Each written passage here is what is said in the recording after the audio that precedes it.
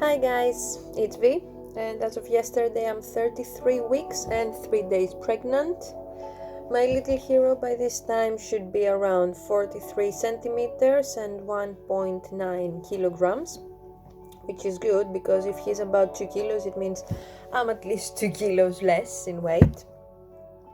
The baby gains about 250 grams a week, and I checked that because I wanted to calculate how much weight I'm gaining per week, because I have a sweet tooth and that's the only thing I can't avoid in this pregnancy. So if the baby is gaining about 250 grams a week, since last week I've gained about 500 grams, half a kilo, which means I think that we're pretty much okay, because there's other stuff as well going on in here. So the belly is getting bigger, there's amniotic fluid and stuff like that, so I think I'm okay. I've had some seminars or antenatal classes or stuff like that this week, which is what I'm gonna talk about, what I've done this week. So let's get on with it. So this week I've done a breastfeeding class. It was really informative. A lot of people like me think that you have the boob, you have the nipple, you open the baby's mouth, you put it right here and that's it. I want to do things as natural as possible, but I don't have an issue with medicine or anything like that, and I thought that it was going to be as natural as possible and as easy as possible. However, that's not the case. There is a technique you need to use if you're breastfeeding, and apparently the baby doesn't open the mouth and just goes to the nipple. It's very basic, very simple.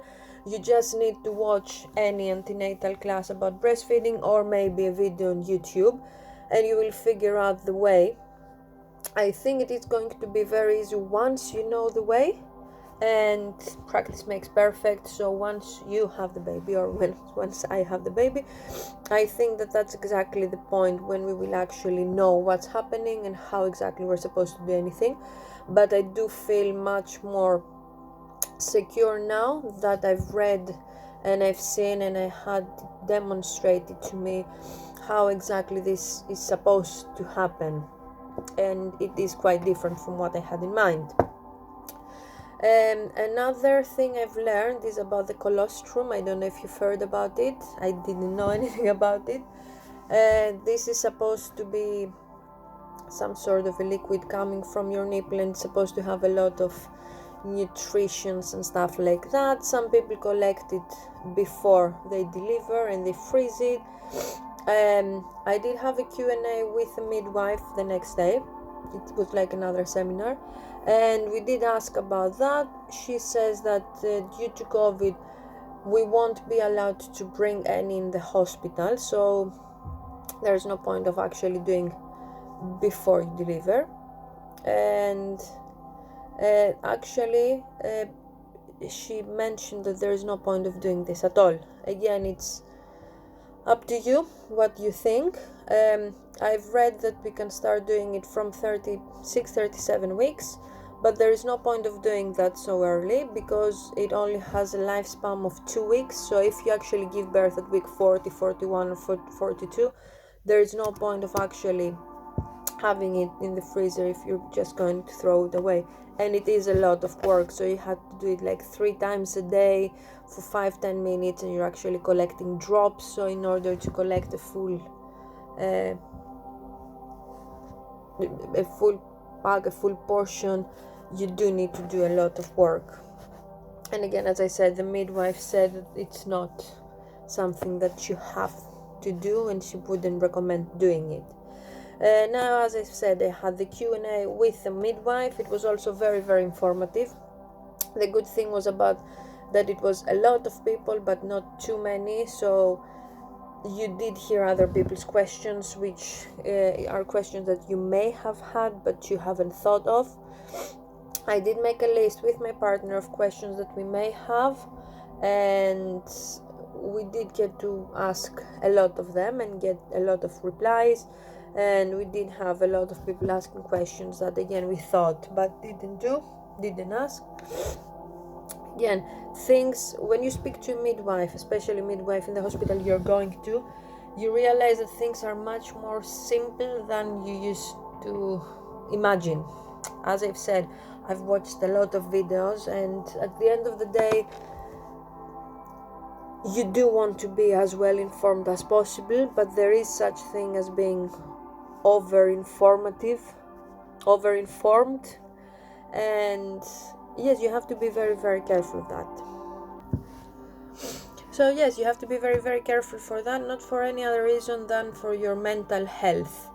So as I've said, watching a lot of videos, let's say, about packing your hospital bag, and then when you actually go to pack your bag, it may take you 10-15 minutes. You may have a list of 50 items, but you will realize you only need 10-15 items, and you may need to pack only, and you may actually need to use only 10 of those. So don't overdo it with watching other people's videos, taking other people's list. Every person is unique, every situation is unique, every family is unique. So check, of course, check everything as I used to do, but at this stage of my pregnancy I'm going back to basics. So for example, I've searched about a lot of creams or oils that I should put on my belly to avoid stretch marks. We did use 2 different ones, and expensive ones, and now I because the last one has finished, I bought this one. It's Vaseline. I've spoken to a few people in a different generation. So yes, I've been speaking to people of a different generation, and sorry, I have a blocked nose and my eyes keep running for no apparent reason. No flu, no anything whatsoever, just a blocked nose and my eyes keep running. It keeps happening the last couple of weeks. Anyway, yes, different generation people. So my mom and people of that generation, they said that they used Vaseline. Vaseline is something that's been around for many, many years. I told my mom that yes, you did use Vaseline because you didn't have anything else to use, and my mom said, so why do you prefer the other stuff? What more does it have than Vaseline? And apparently Vaseline is more pure, let's say, than everything else, even though everything else may be more organic or anything like that. But again, if people of that generation used it and they didn't have any side effects and they actually didn't have any stretch marks, I don't see why not. And it's much cheaper, and I don't like the way it feels, but I do feel the different texture on my belly and my sides. And we've only used it for 2 days now, and we'll see how it goes and let you know. However, I do think that going back to the basics, it's very, very good to do in a pregnancy, with the whole marketing industry going around you and selling things that you don't need. About the selling things, when we spoke to the midwife, she said that there are a lot of things that people are selling, a lot of marketing promotions about different stuff, and most of the stuff are not allowed, like the bumpers for the cot. No midwife suggests that you would have bumpers in a cot. However, there is a huge promotion of getting a whole bedding set, and it's very expensive, and I don't know if you're going to use it. However, as I said, midwives strictly forbid putting bumpers on the cot. Anyway, let's keep going. So I found out that when you go to the actual hospital, you don't stay a couple of days. So if everything goes well, the baby has to be 6 hours old in order to leave the hospital. They're not going to kick you out in 6 hours. If, for example, you go and you give birth at lunchtime, you may be able to leave in the evening if you want to. If you don't and you want to stay to sleep in the hospital, no one would say no. You can do that, and it's good, and you should. I think that you should do that. I would do that. I will do that, because I would feel much more safe if I'm in the hospital with the doctors and the midwives helping me with the baby and showing me once more how to breastfeed and if I'm doing everything right. And I will be home with the baby alone with my partner forever from that point onwards, so there's no point of actually making it sooner than later, I think. And they say that after the birth they will send off the partner, because he's not allowed when you actually move from the theater to the room where you're staying, which is good for the partner as well, as he will be able to actually come to the house, prepare the house if you're living, if you left in a rush, I don't know, get some sleep or something, so that he will be prepared when you're ready to go home. And it will be good for you as well to be alone, without the partner, without the baby, with the midwives taking care of the baby, and with you being able to take the baby whenever you want.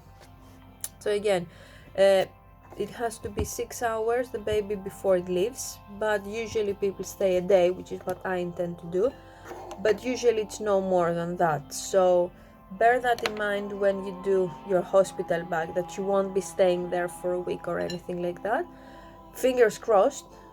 That said, if everything is going according to plan, if everything is going normal. Now, if you have a C-section, you may need to stay a bit longer, but again, it won't be more than a day or two. So again, you don't need to pack a whole suitcase for a week's stay. What else? I've had another seminar which I forgot to put in my calendar, and I had a reminder a couple of hours before. In that, we had two tutors, a guy and a girl. They're a couple, and the guy actually informed us that we should be flexible. That was his main point. A lot of things may not go according to plan, which I know. I'm very, very positive about giving birth, and I'm very, very positive about anything that this will be accompanied with. I don't want, for example, to do an epidural, but if I have to, if I'm in a lot of pain, I don't mind doing it.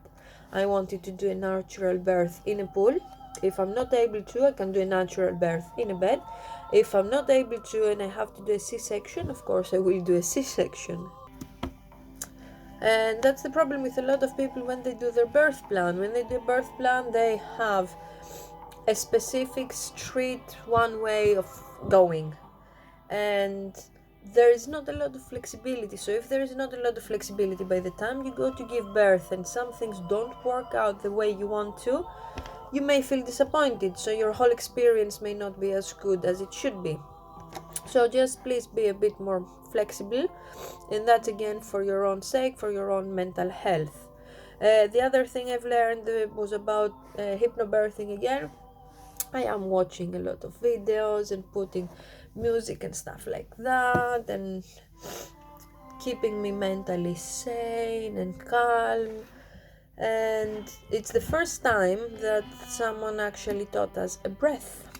So I always thought that when you do classes before you give birth, you actually do a Lamaze class or something like that, where you sit down, you have your partner behind you rubbing your back, and you do the breaths.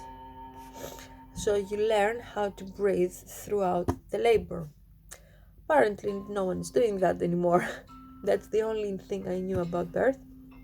And it's the first time that someone taught me one specific breath, and I took a note of it. I told my partner, and I told him that you have to count, so we have to do that in order to slow our heartbeat, my heartbeat, in order to go through the surge, I think they call it, or the contraction, more smoothly.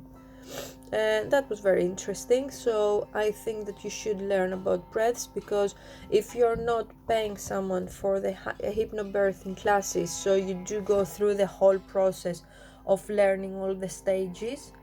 It's better if you find a way to just go through the contractions, and better to do that sooner than later, because you do need to get used to it. If you don't do it like a million times before that point, you won't be able to be actually ready to breathe in a specific way when you're actually having contractions. So it has to be like second nature to you, so you do have to do it, to start it, I would say. Now, what else? Yes, everyone says that you have to be ready at 34 weeks. So at this stage I'm 33 weeks. There's still 7 more weeks to go, and I could give birth at 42 weeks, as they say, so it could be 9 more weeks to go. However, everyone says that you have to be ready at about 37 weeks, because the due date is not an actual date that you're actually giving birth.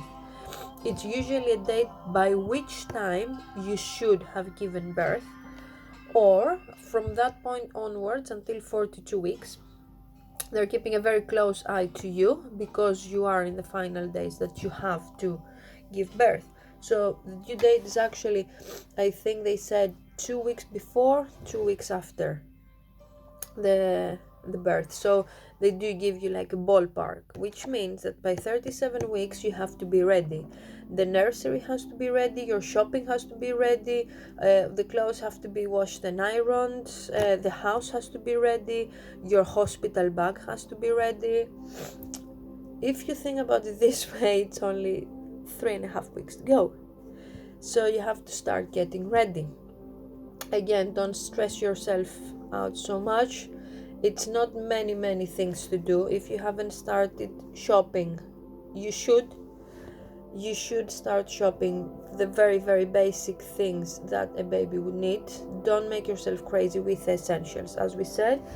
And the other thing that you can do, I won't be able to show you exactly what I've done here because it's from different companies, but I've printed hospital bag checklist, choose your changing bag, shopping list. I have a lot of paperwork from the midwife and playlists and yoga that I should be doing. I have birth preferences, which is a much nicer way of saying birth plan, because you do expect things to go wrong. So I do have all of these next to me, and I do intend to start doing them slowly, but doing them from now on. And I do have a lot of lists that I need to go through, because I'm a person who loves lists, but I do go through my lists very quickly, as I do tend to see now what is not essential in either my shopping list, my hospital bag, or my actual essentials for the baby. That's it for this week, and I'll see you next week. I have an appointment with the hospital, another scan, to see if my placenta has risen up. Otherwise, they said that we may start conversation about a C-section. So fingers crossed. Hopefully the placenta is going up and I will be able to do a natural birth. But if not, I will let you know in my next video. I hope you're all strong, safe, happy and comfortable. And I'll see you all next week.